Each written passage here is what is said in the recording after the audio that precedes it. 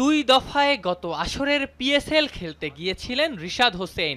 শুরুতে কয়েক ম্যাচ খেলার পর ভারত পাকিস্তান যুদ্ধের জন্য দেশে ফিরে আসেন রিশাদ, খেলেন ইউএই সিরিজ। পরে আবারও পাকিস্তান সুপার লিগে ফেরেন, লাহোর কালান্দার্সকে দারুণ পারফরমেন্স করে চ্যাম্পিয়নও করেন। ফ্র্যাঞ্চাইজি ক্রিকেট দুনিয়ায় রিশাদ এখন হটকেক। সম্প্রতি বিগ ব্যাশ মাতিয়ে আসা টাইগার লেগ স্পিনার এবারও পিএসএলে খেলবেন নবাগত দল পিন্ডিজের হয়ে। এরই মধ্যে এনওসিও পেয়ে গেছেন, পাকিস্তানের টিকিটও কেটে ফেলেছেন। এনওসি পেয়ে গেছেন পিএসএল এর বাকি 5 জন ক্রিকেটারও। লাহোর কালান্দার্সে খেলবেন মুস্তাফিজুর রহমান, পারভেজ হোসেন ইমন। পেশোয়ার জালমিতে নাহিদ রানা, শরীফুল ইসলাম এবং তানজিদ হাসান তামিম। তামিম, শরীফুল, রিশাদ, রানা প্রাথমিকভাবে তারা এনওসি পেয়েছেন ২৬ মার্চ থেকে ১২ এপ্রিল পর্যন্ত। এরপর দেশে ফিরবেন, নিউজিল্যান্ডের বিপক্ষে সাদা বলের 2 ফরম্যাটের সিরিজ খেলবেন।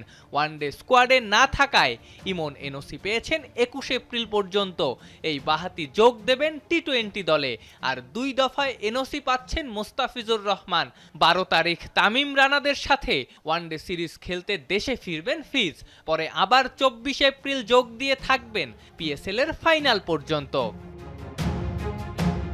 এদিকে আফগানিস্তান সীমান্ত ও মধ্যপ্রাচ্যের উত্তেজনায় পিএসএল এর নিরাপত্তা নিয়ে বড় ধরনের শঙ্কা তৈরি হয়েছে। নিরাপত্তা আশঙ্কায় পেশোয়ারের ইমরান খান স্টেডিয়ামে ম্যাচ হওয়া নিয়ে অনিশ্চয়তা।